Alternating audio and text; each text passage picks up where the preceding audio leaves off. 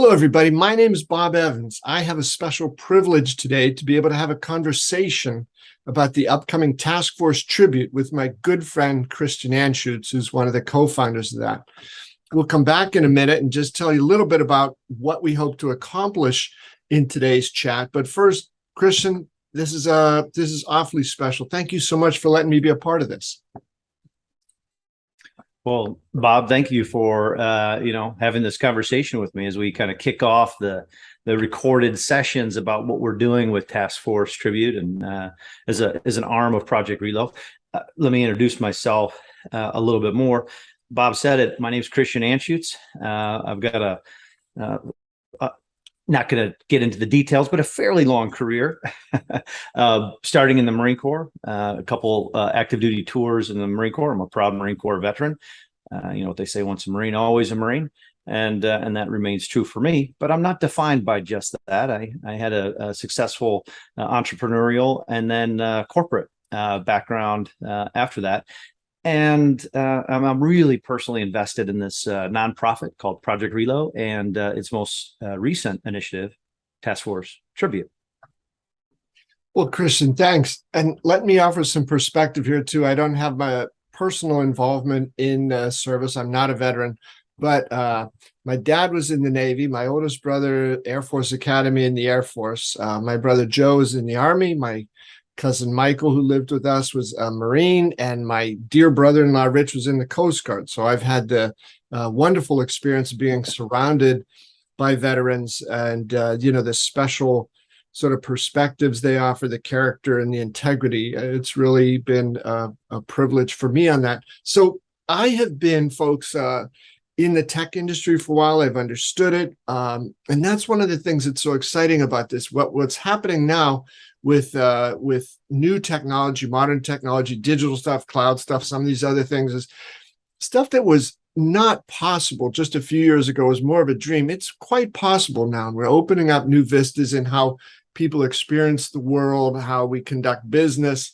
And more, I think what it's so much of is coming down to is what is the individual experience that we're able to have today, whether that's at work, whether that's at play, heck, even medical experiences are getting a little less, a little less awful, maybe better in some ways. So one of the experiences that we wanted to share with you today was a little bit about the possibility of creating a new type of memorial to the fallen heroes who have given their lives since 9/11 in the global war on terror.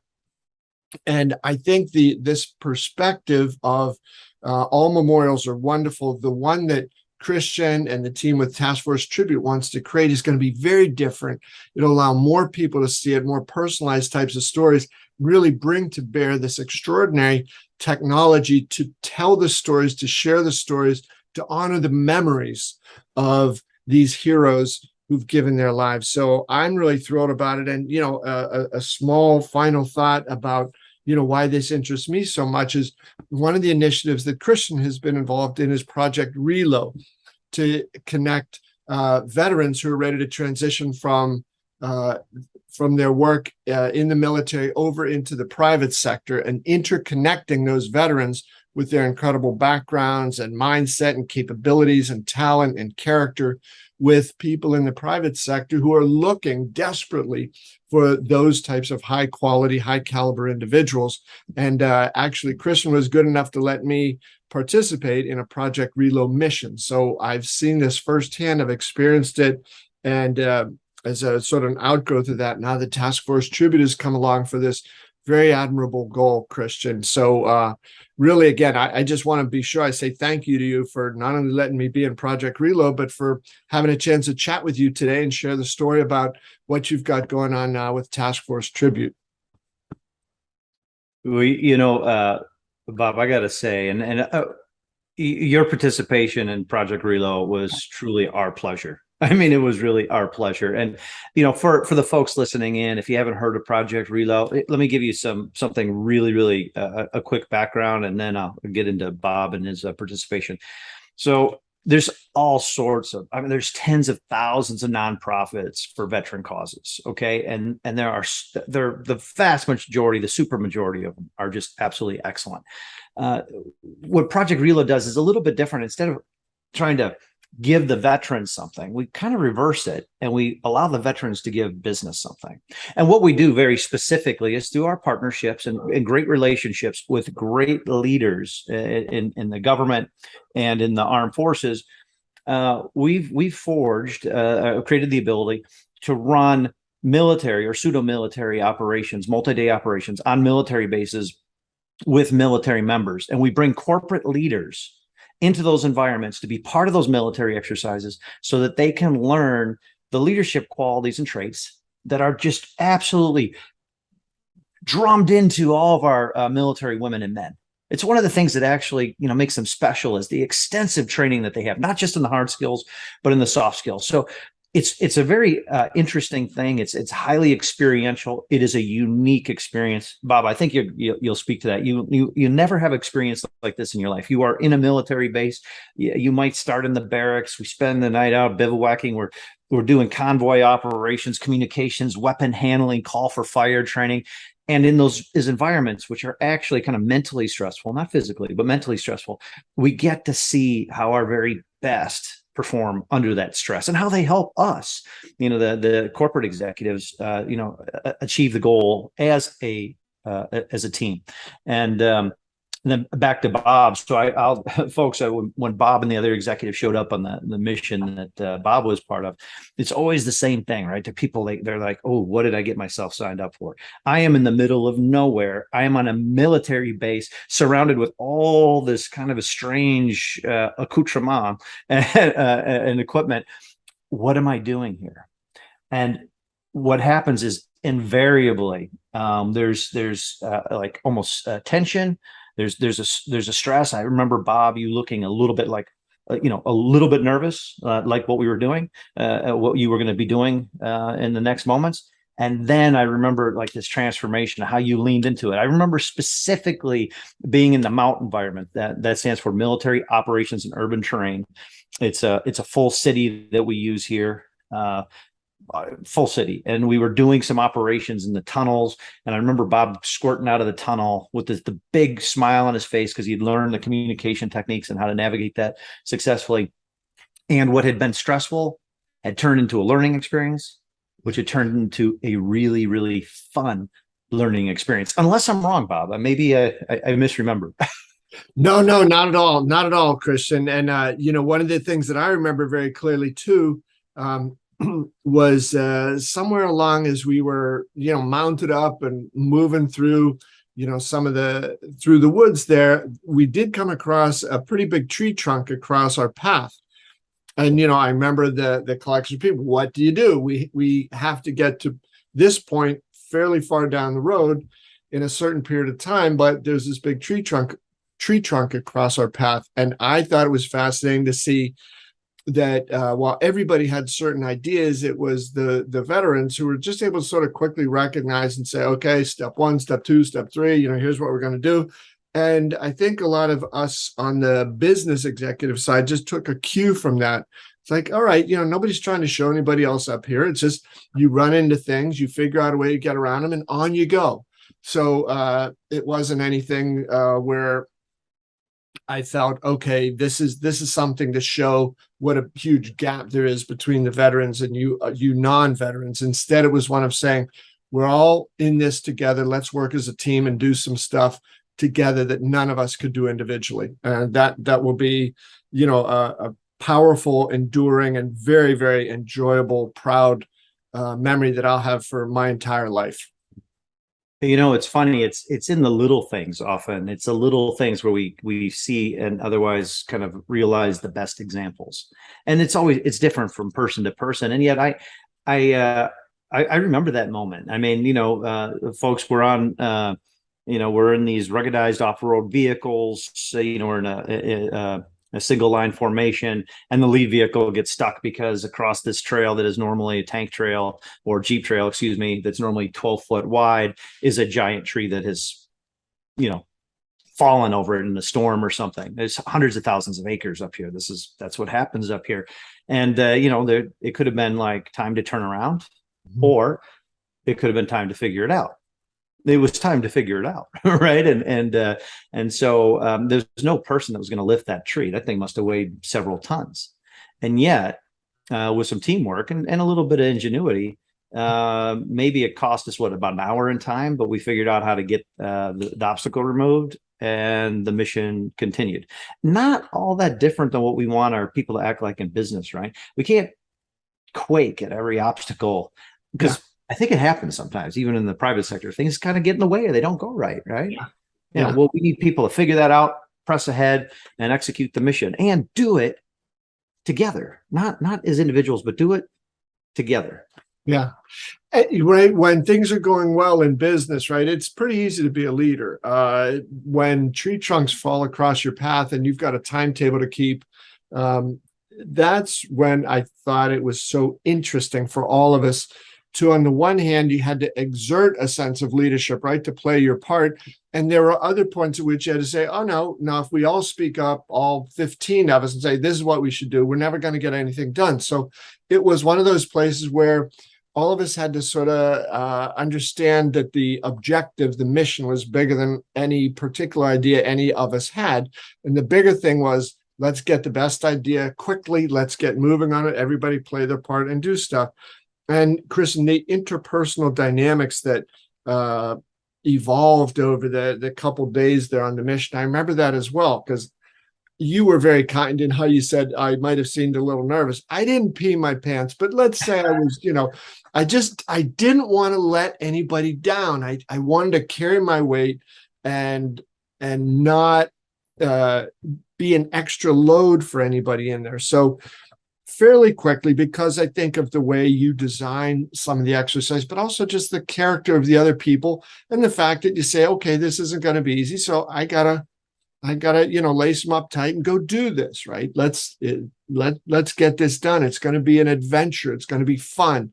It isn't something to be afraid of. But the big thing I remember was I was just so concerned about not letting the others down, right? You honored me by letting me be a part of this.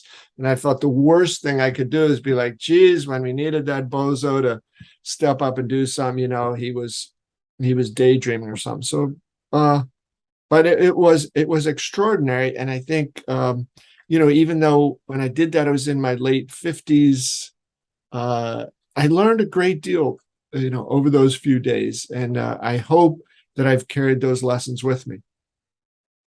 Well, the fact that you highlighted those examples, you remember them, which probably means that they continue to impact, how you think about things. I'd really like to expand on that last thing you mentioned, because it's so important. It's so important for all of us. Okay. When you are in a situation where your biggest fear or your biggest concern is letting others down,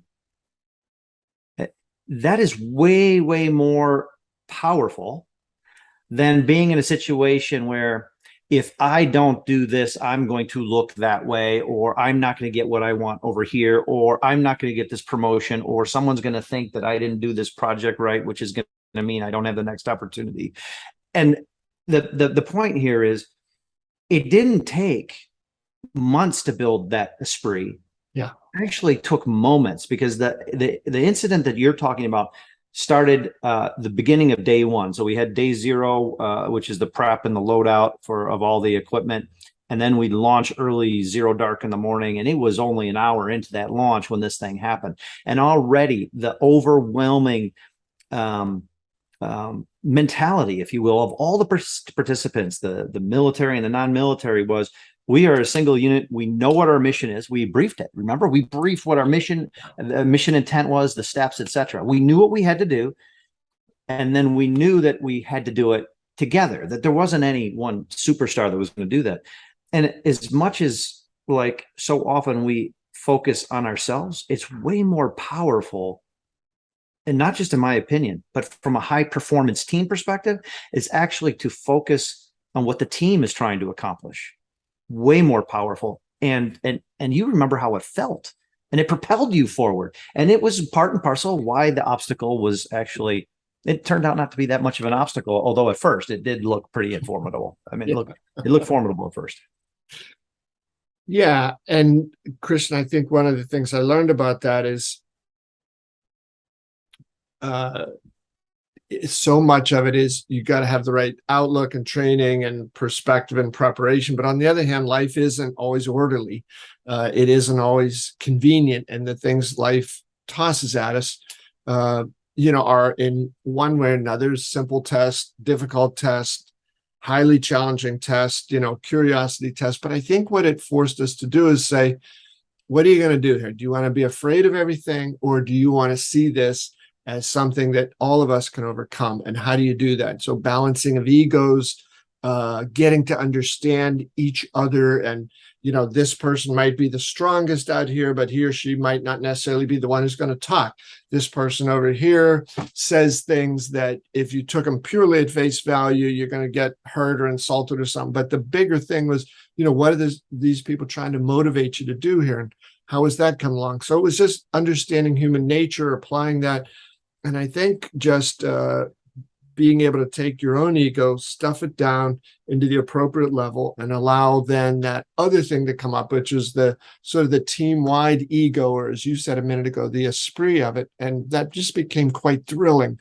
And you felt like, whether it was that tree or when you took us out to those sandy hills where we were taking the vehicles, it seemed almost like on straight up terrain there. The first couple of times looked at that and said, maybe I can, pass on this one. But I think you had me go out and sort of scout up the one way, and I jumped right in there, and, I hit it up that hill as fast as I could. Whereas, 8-10 hours before that, I don't think I would have been, I don't think I would have been willing to do it.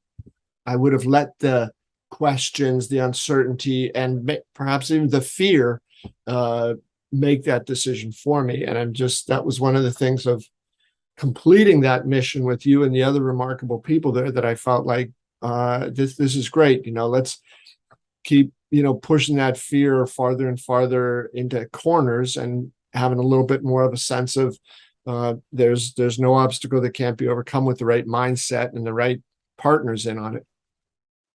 It's interesting, and I agree with everything you said. I will add a dimension for us to consider. So in your example where, I remember sending you on that scouting mission because we had to know if the route was the right route. And folks, I know there's GPSs. The land isn't conducive to that where we were doing the training. GPS works, but sometimes like there's trees down. So I remember Bob going up there, and maybe you, as you said, 8 to 10 hours before, you would have gone, oh, I don't know. I mean, can I do that? Should I do that? How? It wasn't that you were just overcoming your fear. It was, you knew, and correct me if I'm wrong, you knew that if you got in any kind of trouble along the way, or getting there or getting down, getting back, you got up there and you found yourself stuck at the top of this hill, you had an entire team, another 20 people that were going to help you out. So it's almost like we create, you can call it psychological safety if you want. You can call it any number of things, but you're not in this thing alone. And so you were able to do it in part because you knew you weren't alone, even though maybe it was just you and your battle buddy heading up to do the scouting mission. Yeah. And Kristen, I just want to come back to that one point again that came out of this, when saying that, I just wanted so much not to let the other people down, not so that they think of me as, oh, that guy's so cool. It wasn't that. It was really something quite, I don't want to say innocent, but it was really fulfilling. It was a bigger than yourself thing. It was immensely enjoyable, immensely rewarding, and fulfilling in some ways, right? Because there are certain times, and you see this often in business, you say, I don't want to let other people down, but there might be some elements in the organization, cultural or individuals, whatever it is, that they want you to fail, or they don't care that you succeed. And you don't feel that everybody here has got my back. You still have to go out and do the right thing no matter what. But in the environment we were in at Project Relo on the mission there, I absolutely, as you said, knew that everybody was going to take care of everybody else, and what was going on there. And hey, I got to mention, one of the things that came out of that, I think it was uh, you, and maybe it was Casey, and there, I think it was a guy named Don. You were making a sleeping nest, and it was, across 3 different trees. And so there was you and Casey, the veterans, and then Don, the civilian.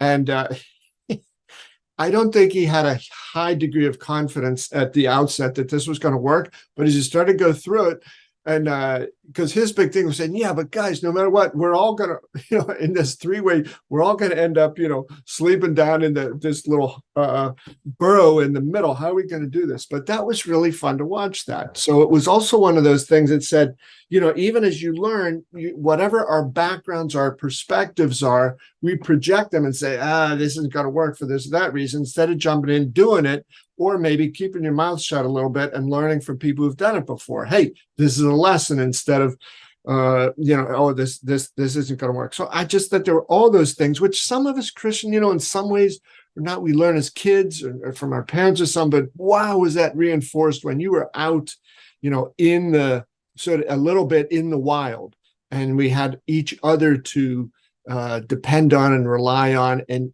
at the same time, each of us had to hold up our own weight and all of that. So it was a, I don't want to say it was a life-changing experience, but it was heavily life reaffirming and fulfilling. And yeah, I think it changed some things about, how I look at the world and myself and what's possible.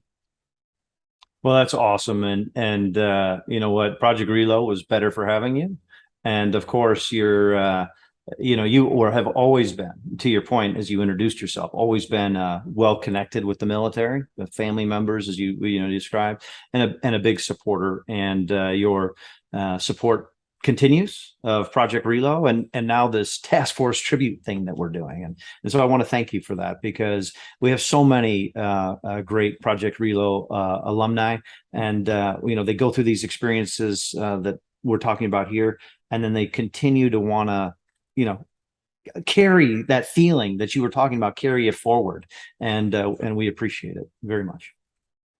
Well, thank you. And I think I could speak for any non-veteran who was involved with Project Relo, that it was whatever support us civilians gave to it was, returned 100-fold, from the experience and from the people we met, and the opportunity to be able to make some small contribution in some way. Christian, I'm not blowing smoke here. That's absolutely it. I felt incredibly honored and just really quite special about that.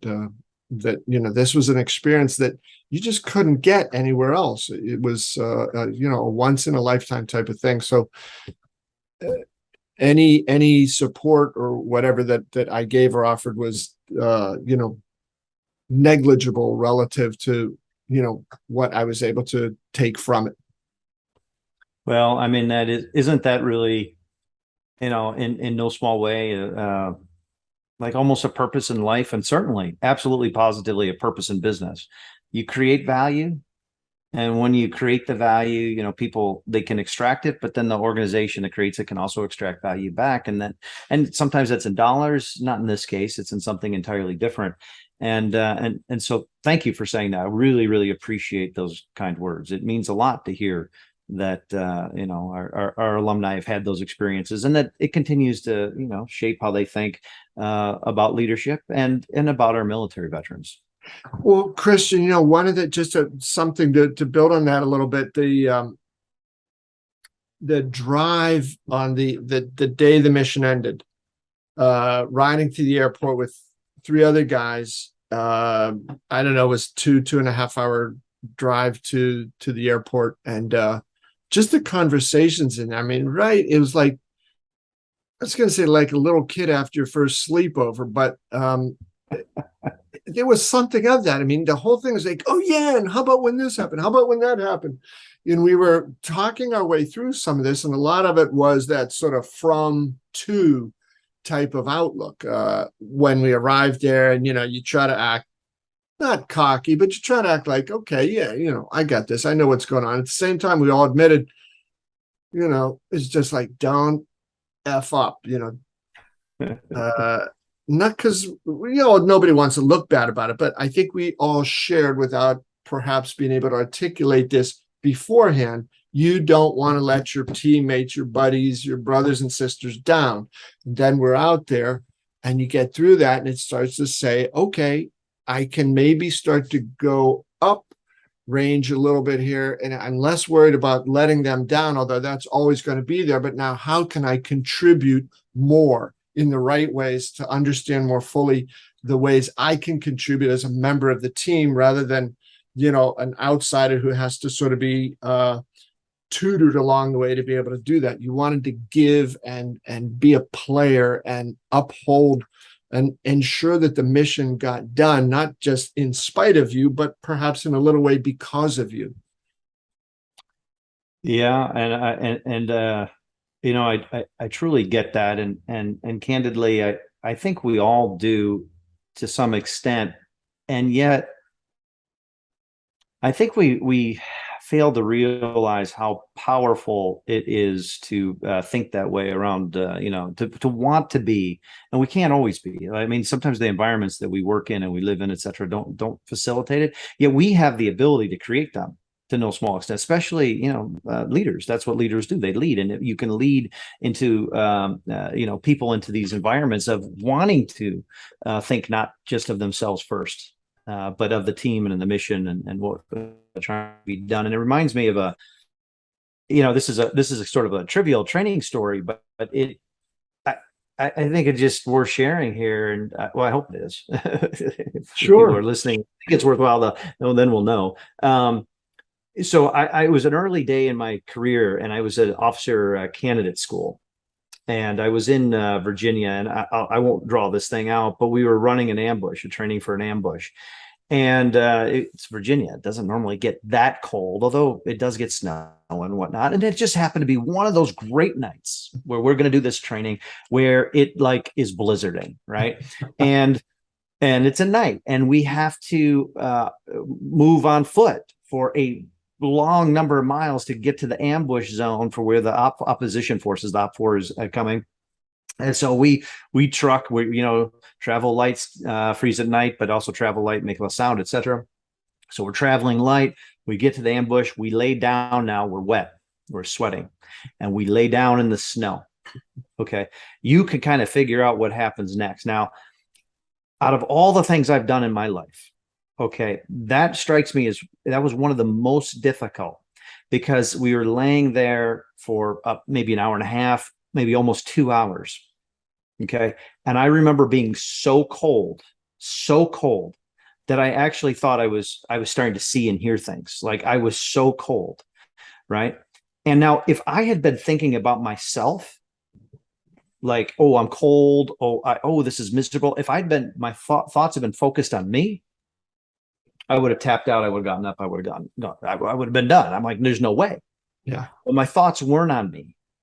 My thoughts were on what we were doing. And my thoughts were on everybody else is dealing with this, and everybody else is quiet, and everybody else is handling it. And I am sure not going to, be the one that breaks at the expense of the unit. And so the reason why I bring this up is there is real power for us. And we can do this in our corporate environments too, is create it, environments and mindsets where we spend less time thinking about ourselves and more time thinking about the group. Now, I'd love to say that we focus on the bigger purpose of the company, and maybe that's just not possible because it makes widgets, and who knows, right?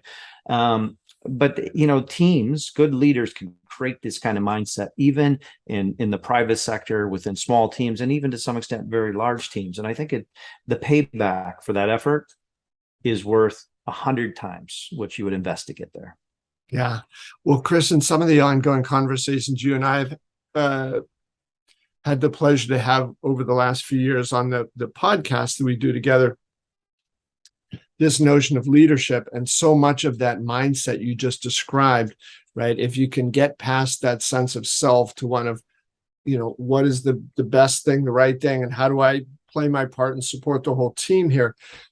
Everybody's got to do that, but people are called leaders for a reason. Their job is to lead, and so much of that tone, especially in the business world today, right? I think there's a lot more visual. Leaders are a lot more visible, right? Whether it's just through the ways organizations are set up, through the responsibilities, but it's also stuff like social media and the scrutiny that's put on public comments that people make, and the expectation now that's rising that leaders aren't just somebody who sits, in some big corner office and decide, how good or how bad the numbers are, but rather they're people that help build the culture of the organization, that define the sort of people we want to bring in, what we want to do, how we want to do it, how quickly we want to change and adapt to the times, and can we be that sort of organization that focuses on stuff that's bigger than ourselves. Yes, we want to make the profit that's necessary to keep the organization going and growing, but we also want to be able to do these things, right, to do good while doing well. And I just think as important as leaders have been throughout history in all facets of life, I think as you talked a little bit about in the business world or the corporate world, wow, is it important these days? And I have seen as I imagine most people have throughout your career, you can just point out so clearly, the people that uphold that very highest level mission and vision, and they live it, they breathe it, they exude it, and they drive it throughout the organization. People want to be a part of that. And then there's the other folks that are more like, okay, he or she's in it for him or herself. I guess that's the rules up and down. That's how I'm going to play it. And what a miserable, terrible environments those can create. But ultimately, I think those sort of leaders and those sorts of organizations, they get what they deserve. They do. And I'm going to say something kind of bold. It might be provocative. I guess that's all in sort of the ear of the beholder on this one. I think that this environment that we're in, which is still even, to this day in August of 2022, of this pay for talent and pray for retention. In other words, the big resignation, the great quit, whatever. It is not exclusively a leadership issue, but it is primarily a leadership issue because, pay has always been like number 5 on the hierarchy of needs. But when you don't fulfill the other 4, which are almost entirely all leadership activities, then you leave the people no choice. And so for corporations that are sitting there going, oh, why do we talk about culture, but it's so hard to change. Why do we spend time on it? And, this and that and the other thing. You know what? That's what you get left with. And then you're wondering why your attrition rate's 15, 20, 25%. And by the way, so costly beyond just the loss and the having to pay to find new people. The opportunity cost is absolutely astounding. And yet these organizations still continue down these paths, and they still continue to pay for talent and pray for retention and wonder why. You know what it is? Those leaders, you know what they say? There's some problem with them out there. It's right. Them. It's the workers. And I am not saying this is not my opinion. I am repeating what I've heard from many people. It's this generation. It is that generation.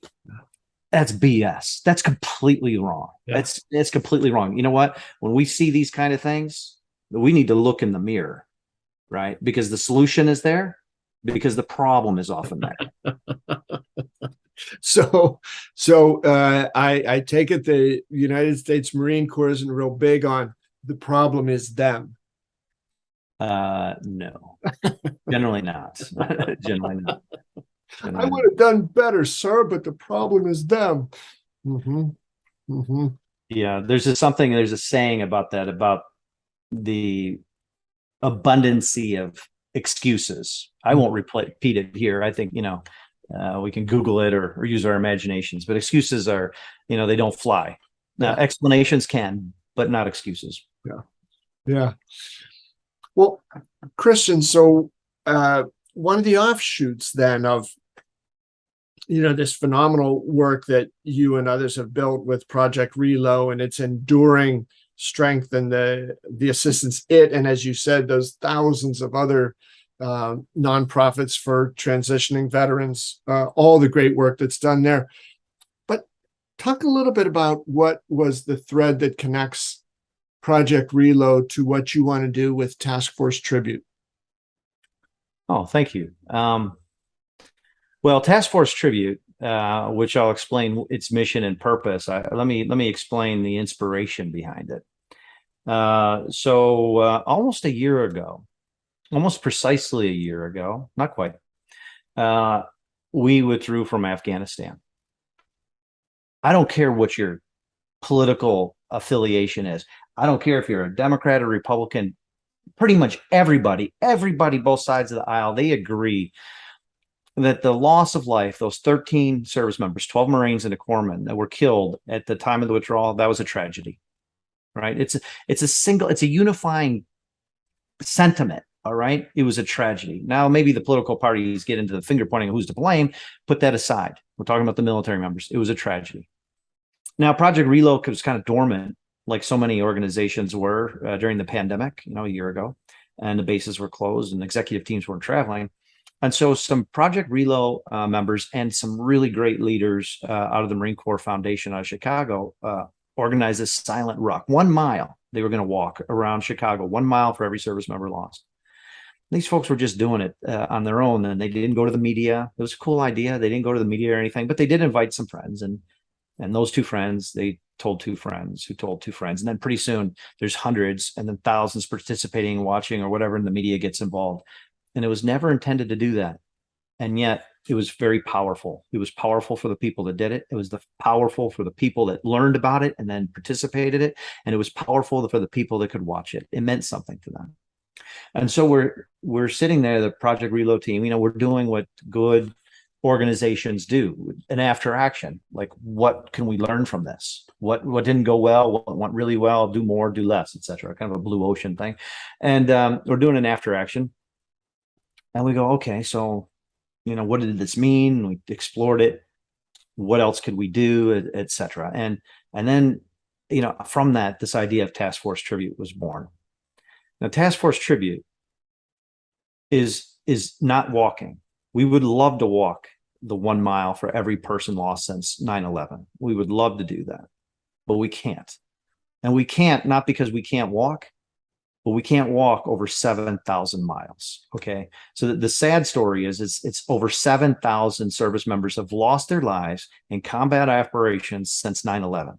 And by the way, if I might add, and this is even worse, a lot of our service members, they actually, really died or started to die, at least in Iraq and Afghanistan and elsewhere, but they didn't actually fully die, not legally or medically, until they got home.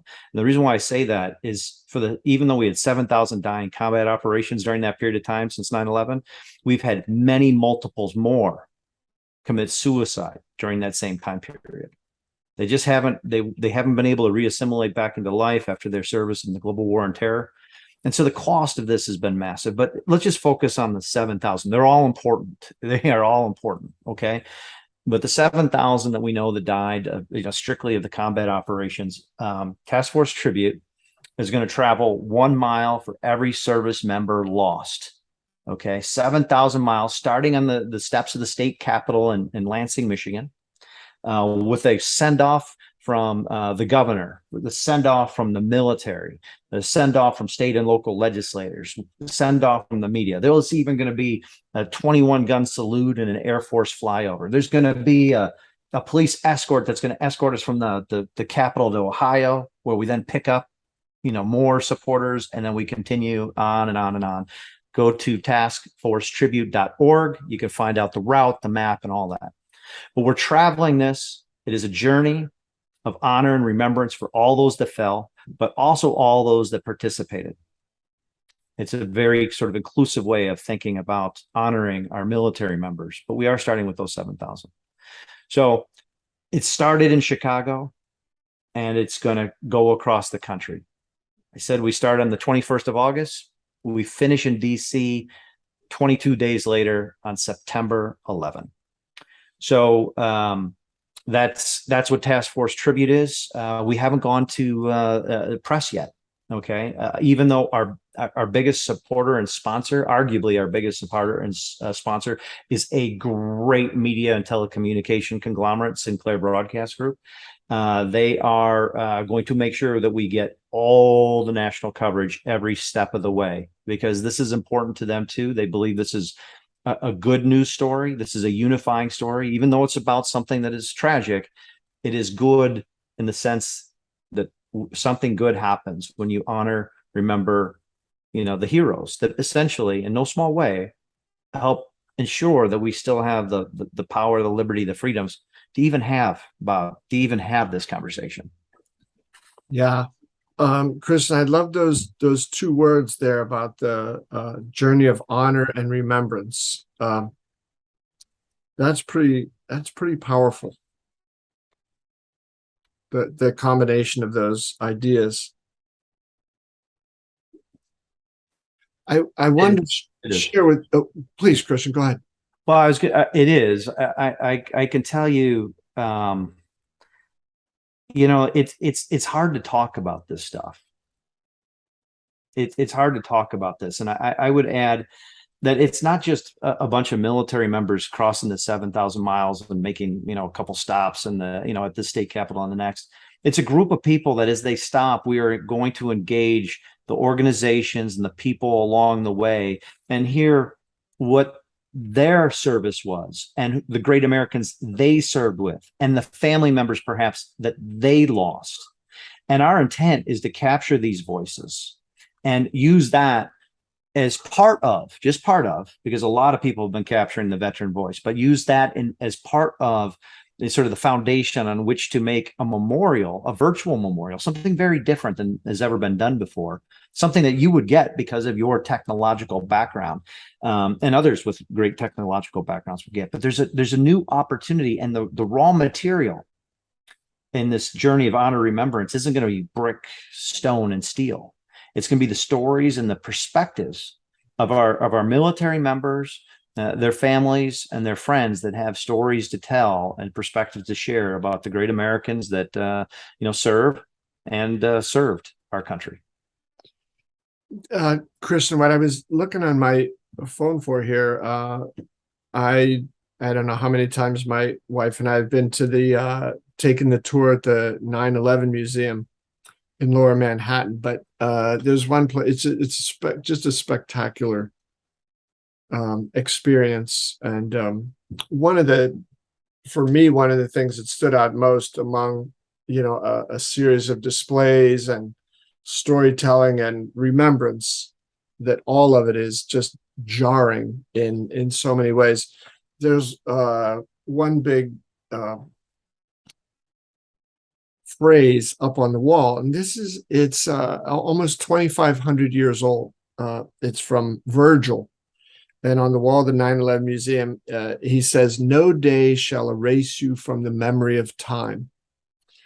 And I think of that there in the 9/11 Museum, which was the beginning of the road that led to Task Force Tribute, right, and the whole global war on terror that ensued from that. But this is a longing in the human spirit that's been around for many, many centuries. Kind of like we talked about on Project RELO. It wasn't like, hey, look at me, but it's, I don't want to let my team down. It isn't so much that I say, well, I want my story to be remembered. It's the value and the impact and just the power that has for other people to hear those stories. So if you're in one of those horrible situations where you've lost somebody very near and dear to you, you can perhaps take some comfort from hearing, that others are like that. I'm not alone in this. If you have not served, but you honor and treasure, the members of the military, this is another way to understand in some, slightly indirect way what these folks have gone through. And I think, Christian, you talk about this a lot, right? There's enough divisive things going on in the world today. We can always figure out reasons to be pissed off at each other and mad about this and grumpy about that. You talk about you want America to continue to be a country worth fighting for.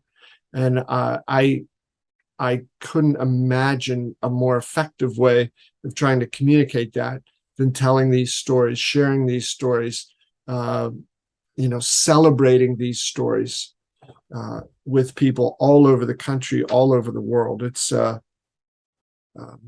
each one of those people maybe individually might say, well, I'm no hero or I was no hero, but I hope they would allow others of us to think that, well, yes, you were.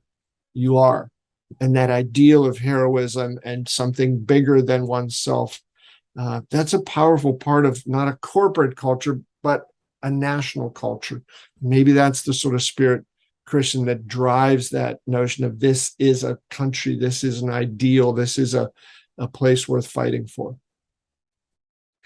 Well, this is a country worth fighting for.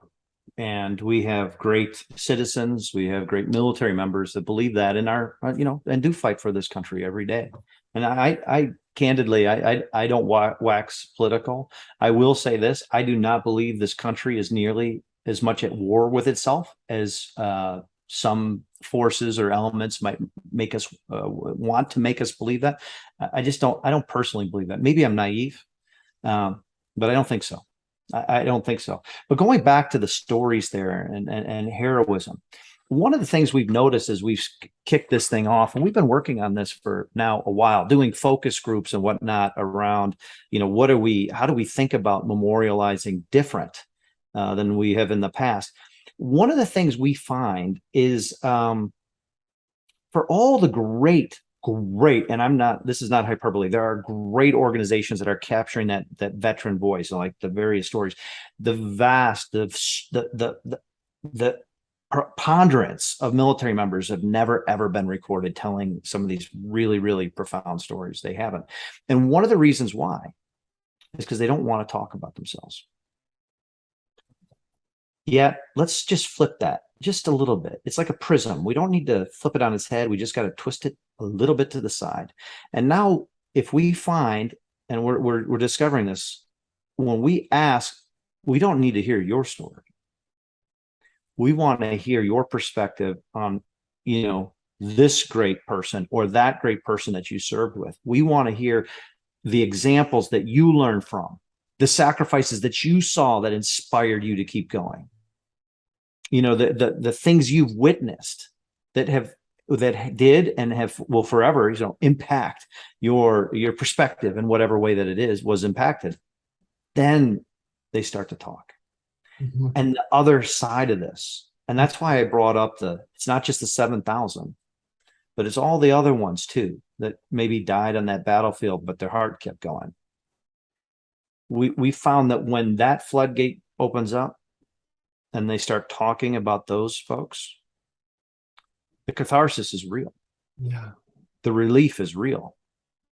I'll give you an example. I won't name the person. It's a really dear friend and a great individual. And this guy was an Army officer, and his unit lost a lot of people. And he came back, forever shaped by that loss, right? These aren't like, you're losing someone you kind of know. I mean, you're losing a brother and sister. In fact, it can be that profound. Even some units, people love one another. I know that's such a weird word. You never expect a military member to hear.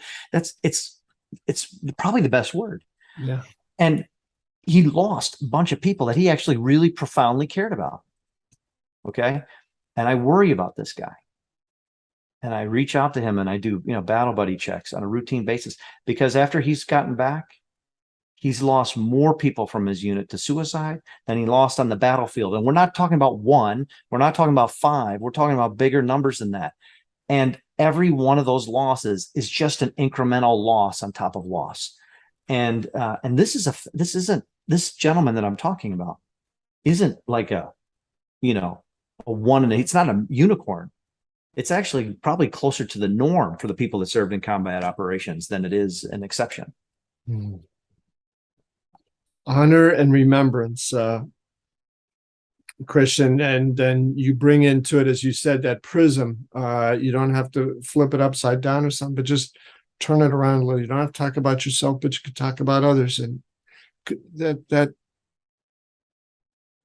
can only begin to imagine what that would be like for somebody who's felt so trapped, so alone, so in such agony, to be able to have some of those conversations and open up a little bit, right? And maybe get that person turned on, road a little bit more toward recovery, instead of that, terrible fate that so many thousands have fallen into. Yeah. Yeah. And so we have an ambition, a task force tribute is to have us all really kind of remember, some of the names and the faces and sort of the spirits of those that gave everything, but also the ones that are with us and still continue to serve. I'm not saying we owe these people something as much as we owe it to ourselves to remember this, because we do not want to repeat history and have unnecessary losses. And we really kind of need to learn from the people that were there to really understand what could be done well or better, or what was done poorly, and what are the examples we want and need to follow. It's as much for us as it is for them, and for us as a nation as it is for the military members, I believe. And again, people call me idealistic or a dreamer or whatever. Good. Guilty as charged. I mean, guilty as charged. At least we're trying to dream what we believe is the right dream, and we're not afraid to go after it, right? So this is a big thing. It's the 7,000 miles. It's seeing lots of really important people, lots of different places, engaging with these great Americans on the East Coast to the West Coast and everything in between. And I didn't really mention it in detail here, but one of the things that we're doing, in addition to the honor and remembrance of the act, we're raising funds to build that highly connected, I would argue doesn't exist anywhere, by the way. As a technologist, I actually feel really comfortable saying it, sort of like a big V virtualized memorial, highly accessible, connecting all the different works that have been done from like the StoryCorps, the Smithsonian, the Veteran Voices, etc., and pull together the data that we can to create this rich mosaic of perspectives that we can now do, which we never could do before, not to the extent that we can now, is take this data, start building relationships, and start creating visualizations so that we can all kind of go and look into the service of our military members during the global war on terror and have context for their service, have context around their sacrifice. And then where we know these people, or we want to know these people, but where we know these people actually contribute to it. And nothing like that I know of has been built. There's lots of small V virtualization, but this big V virtualization is something that hasn't been done yet. And I think we can find the right leaders, the right technological leaders and companies and contributors to actually make something happen that could be just magnificent, absolutely magnificent. Yeah. Well, Christian, I just think it's important to point out here that in addition to your experience in the Marine Corps as an entrepreneur, corporate executive, among your corporate executive titles have been Chief Information Officer, Chief Digital Officer. So when you talk with such excitement about the possibility of what can be created now, this is not just, I love it that you're an idealist. I hope you become even more idealistic as things go on, because I think that's an essential component of what makes a place special. And in the case of this country, what continues to make it worth fighting for. So you are not some starry-eyed thing, maybe somebody somewhere can think of this. You've got, your own powerful ideas, and you've got that sense of purpose and mission around this that's going to draw other people in, whether it's individuals, companies that you described here, partners, all of this into this enterprise. So you've got the big network that's coming out to collect these stories, to collect, as you said, the raw material. And then you're building in some ways like the the essential, highly innovative infrastructure for that big V virtual memorial that's going to pull these things together in ways that we just haven't seen before. And Chris, you know, the stuff that we see with and technology that's possible now from medicine and research, you know, the pharmaceutical companies up to 2.5 years ago, if you'd ask any one of them, how long does it take to make a drug? 12 years, 12 years. You cannot do it in less than 12 years. And how much does it cost? $2.5 billion. It's laws of physics. Well, now we know you can create a new drug in 18 months. So you take those sorts of advancements, the stuff that's coming out from these incredible new startup companies with into the metaverse and these just wild new ways of doing things. So your idea is coming along at a point in time when, as you describe it, the capabilities from technology to how this can be applied in ways that make it accessible, not to just a tiny few, but to millions and hundreds of millions of people around the country, around the world. This is the time when all of that is, you know, uniquely and wonderfully possible. So not surprisingly, my friend, you're surfacing this idea, you and your partners, at the exact right time. Well, thank you. It's first of all, there is no pride and ownership, and there is no preciousness here saying, you know, we, and certainly, absolutely not me, not Christian came up with this idea. This is a lot of people a lot smarter than me, and people that, you know, can see this need even with greater clarity than I can. And by the way, and companies that have already shown the way. Look, right now, folks, I'm kind of bouncing around here in a second, but we are in an age where it's almost like a digital alchemy, right? Yeah. If we can conceive the thing, we can do the thing. Now, there are physical limitations of the world of physics that we, you know, the physics constrain us in the physical sense. But from a digital sense, there is so much more we can do. And if we can conceive the thing, we can do the thing. And we can look at old school. Let me give you an old school tech nonprofit. Old tech nonprofit. Great. I mean, it is such a great capability. It's called Wikipedia. Mm-hmm. Okay. Now this is like the lexicon, everything from the lexicon to the historical artifacts, old, contemporary, whatever, that are contributed and built by a global community. Yeah. Now imagine that we take so much of what's been learned and done already, okay, and we start taking the Wikipedia concept, but we start even more tightly interweaving the elements. They do it, but we could do it even a little bit tighter, right? We could make it not just so that when you look at the definition and it says, oh, we're talking about a car and a car is like a truck, here's a link to a truck entry, but we do something a little bit richer. And now, to your point, you know, metaverse, maybe absolutely a buzzword, maybe not, you know, but there are ways now to visualize it. And so now you're talking about the fundamental capabilities that have been demonstrated in work, the ability to create relationships between data sets, that is expanding every day. It's this thing called AI. Put that aside. I mean, that's artificial intelligence is overblown. It's NLP or machine learning, et cetera. There's other things that fall within the AI context. And then it's the visualization. If you can do, and you can do all these three things, but you think about them together and you think about them with this vision of what this living virtual memorial could look like, you're going to develop something that is just absolutely different and incredibly powerful. And it should mean something to everybody that was in the military and everybody that knows somebody in the military and anybody that feels at all like the military is important to this country and to the preservation of the rights, the liberties that we have. So a huge thing I'm saying, I know, and yet I also know. I know it can be done. I absolutely know it can be done. The question is when and how and who, more than anything. So on the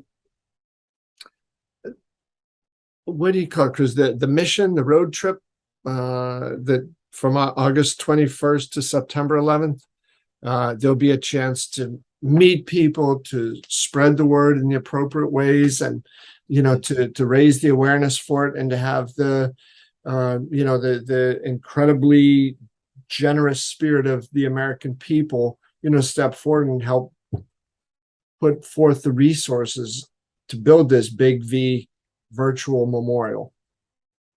That's pretty powerful. It is powerful. And I know this is turning into a long format podcast, but I do want to tell a story. Can I tell a story? This is a true story. And even as I'm gearing up to talk about this story, the hair on my neck is kind of standing up. It's 100% true story. And I want to tell it because it's one of the inspirations as to what great could look like. Maybe not in its final form, but in the connection of perspectives. And so the story goes back. You'll have to bear with me if you will. It's three some minutes maybe. I haven't told this a lot, but I'll tell it now. So I was driving up to northern Michigan to do a Project RELO mission, by the way, on Camp Grayling. And as I was driving up, I got a phone call, and the phone call was from this great lady, Air Force colonel that I knew.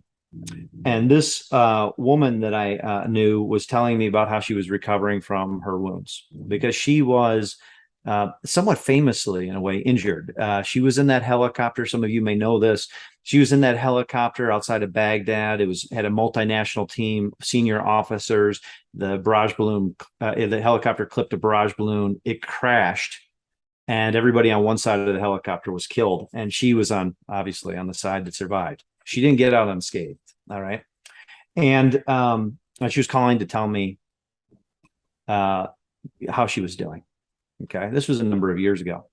Now, the reason why she was calling me, by the way, the reason why I even know her is because she won my brother's scholarship for leadership at the University of Michigan. My brother, who was a lieutenant, an officer in the Army, was killed in Operation Reforger. And there was a scholarship and a foundation built in his name that awards to this day and forevermore, by the way, a scholarship for those cadets and midshipmen and women that demonstrate the highest caliber of leadership. So she's calling me. We have this connection, right? I know her through this connection. We've kept in touch. She's telling me how she's doing. Fast forward 2 days. We're on the Project RELO mission. It's the end of the day. And at the end of the day, I already alluded to this, folks, every good team does an after action. And we're doing this after action. We're sitting around a fire, talking about the team's experience, the military members, the corporate executives, all kind of sharing. And we're just kind of having this facilitated discussion. And one of our military members, Green Beret, 18 Delta, Green Beret medic, had been talking about like how he was very proud of something that he had built and he had patented. And essentially it was a litter. He had taken leftover parachute material and turned it into a litter to carry wounded personnel that could fit in a pocket, because the stretchers, they're not around. So he had constructed this, he had sewed it, and it was a 3-person carry. Very, very effective. He patented it. Still to this day, I think he's getting royalties.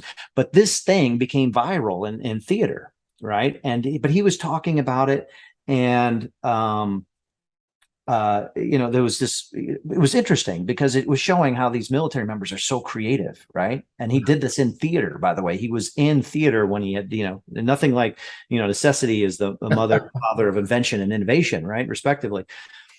And so now we're sitting there, and he's talking about that, and I follow that up immediately by something is triggered, and I mention that I got this call from this colonel who could have been like a benefactor of that invention. And it was at that moment that there was like a lightning strike, like something that almost could and should never have happened right there at that moment. Because the other military member there happened to be that same military member I was referencing earlier, who had had all those losses before during the war and after the war. Stops and goes, "You're talking about that colonel from that aircraft that crashed?" And I'm like, "Yeah." Now this is around the circle, and everybody's like listening because he's emotional, like he's emotional. And he goes, "That was my unit that got there. That was my unit that got to that hospital and evacuated those people." He goes, "She's alive. She's alive. I didn't know she was alive." Wow. And then he looks over to his right. I like I can see you now. He looks over to his right, and he looks at that 18 Delta, that Green Beret medic, and he goes, "We used your rig to pull her out. I had never seen it before. My soldier pulled it out of his pack. We were on defensive duty. They were on perimeter. This helicopter lands inside the perimeter. They weren't carrying stretchers. They rushed to the helicopter to save these people. They're not carrying stretchers in this defensive position. They evac this woman, this colonel, and the other survivors using the Green Berets Wow. invention. And all the while, the thing that mattered the most to that Army officer was she was alive. I didn't know that. Listen, folks, that was a lightning strike. There's no way that should have happened like that, right? Those four elements all coming together like that. And I'm not embellishing. I swear to God, I'm not embellishing one word. But if we could have that happen by happenstance, with our technology, with our ability to interweave information, we can make that lightning strike happen again and again and again and again. I saw the power of that moment, and I would like to replicate that for others in honor and remembrance of those that served, those that still serve, and those that gave their all. And that's what we want to do as part of Task Force Tribute. Sorry, I got like kind of fired up there, but that's one of those stories that does that for me. Well, Chris, you know what's so wild about that story is it's an example of the innovation and the thinking that can make this virtual memorial possible, but it's also one of the stories that should be captured and remembered in that memorial. I mean, I agree. Your friend whose heart is just aching, but that had to help him feel a little bit better. She's alive. We got her out. So I think that was a wonderful way, Kristen, to sort of pull all the pieces together here of this conversation, that it is that spirit of innovation and possibility that's so vital. And it's the type of story that is going to reside there and inspire and enrich and comfort people from all walks of life, veterans, non-veterans, Gold Star families, and others who just want to understand more clearly who are these very special people who protect the rest of us. Yeah, I agree. And again, there's something in it for all of us, whether we're in the military, we're a veteran, or we're just one of the hundreds of millions of great citizens. And this is something that I think we can all agree on, and that, you know, having a ground truth, historical record, and almost a 360 view, if you will, of the people that served, like that 360 view of that incident that I just described. Yeah, it's not just possible, it's possible and powerful. yeah. Kristen, can I please just turn this over to you to close, and maybe you'll offer a final thought about this road from Project Reloaded, Task Force Tribute to the memorial. Well, I would say to, you know, all of you that are watching and are listening that, as it pertains to Task Force Tribute and this grand ambition, again, there is no pride in authorship here. There is no monopoly on ideas.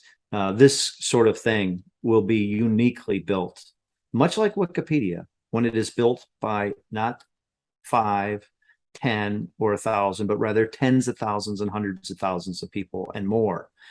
And so please, folks, if this is something of interest to you, look it up. Please go to taskforcetribute.org. That's all one word.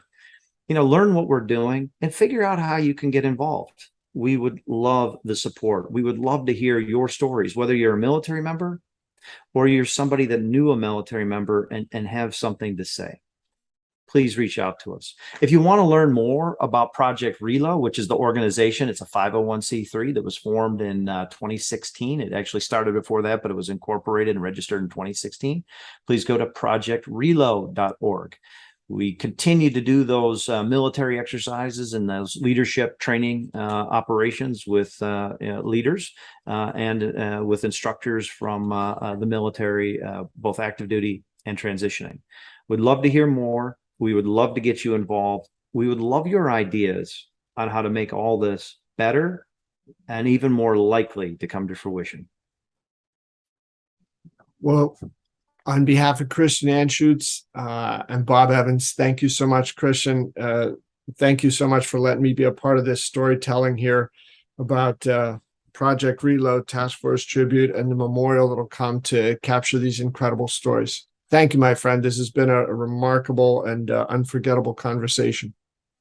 Thank you. And thank you all to, listening and watching this. And Bob and I both would love to hear from you. So please engage and support. You'll get something back. I promise you. All right, Christian. Thanks. So long. Bye, folks.